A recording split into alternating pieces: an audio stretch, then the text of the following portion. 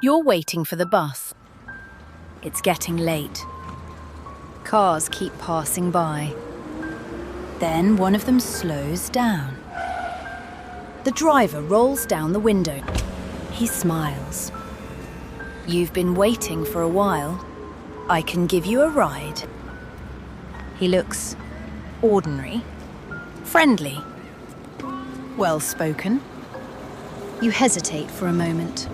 Then you open the passenger door. It's the last decision you'll ever make. Tonight, we are going to talk about one of South Korea's most disturbing serial killers. The man who hunted women, waiting alone. Kang Ho Soon. Welcome to the podcast You Can't Unhear. The first known victim was 24-year-old Yoon Jung-hyun.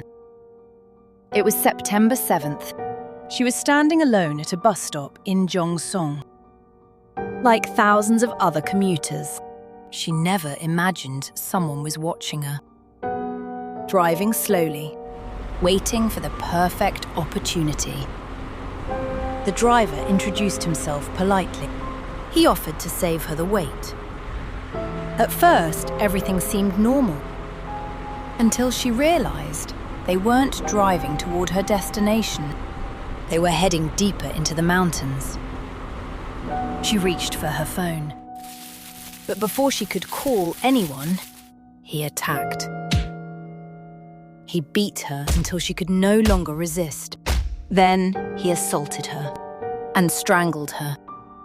Afterward, he calmly removed every fingertip from her hands. His goal was simple: destroy the fingerprints, destroy the evidence, destroy her identity. He buried her body in the forest, destroyed her phone, then drove home. For the next month, he barely left his house. He watched the news every day, waiting, expecting police to find her, expecting his face to appear on television. Nothing happened. Nobody came. That silence gave him confidence. 3 months later, he decided to do it again. December 2006. A karaoke club in Gunpo. 45-year-old Bae Kyung-mi had just finished work. He approached her with the same charm, the same smile, the same fake kindness. She disappeared. Just 10 days later, on Christmas Eve, he returned. Another woman, another ride, another body hidden in the forest. By January, the murders were happening almost one after another. 52-year-old Park Jung-ja.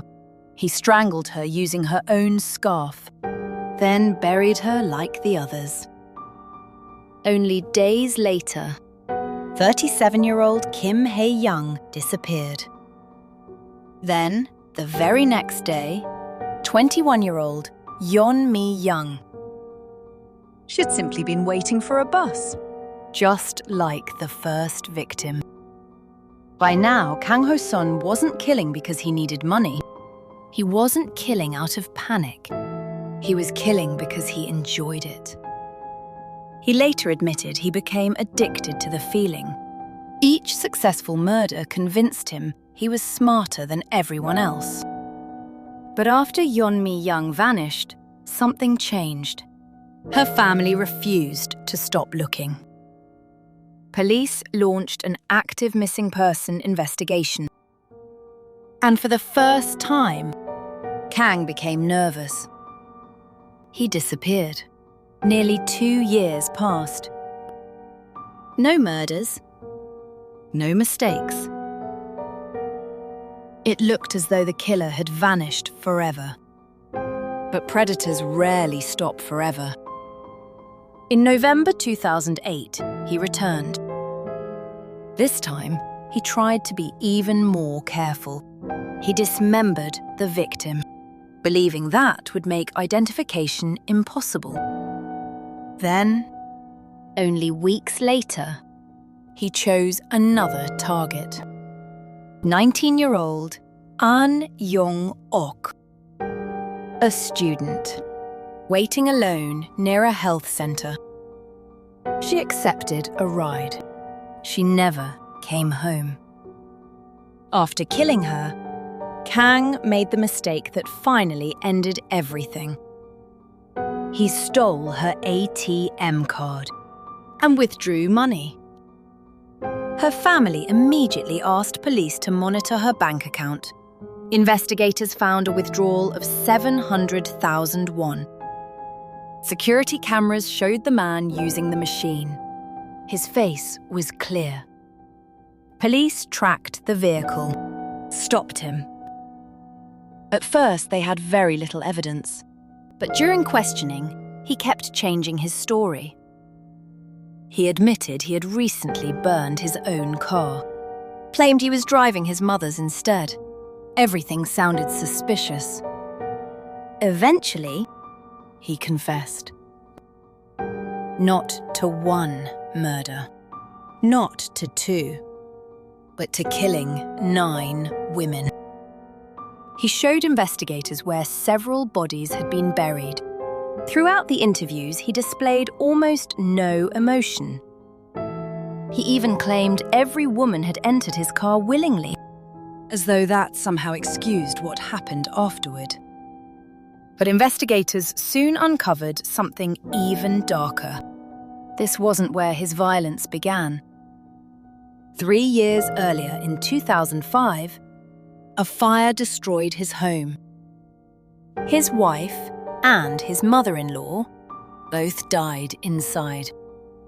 At the time, it was ruled an accident.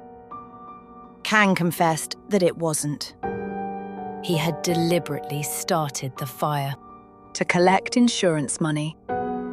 Even more chilling, he made sure his own children escaped first. He knew exactly who he wanted to survive and who he wanted to die. As detectives pieced together his life, a disturbing pattern emerged. Kang had been married 4 times. Every relationship ended badly. He constantly lied, cheated, manipulated. When his wives divorced him, his resentment toward women grew deeper. He frequently criticized their appearances, especially after pregnancy. Many investigators believe this growing hatred became the driving force behind his crimes.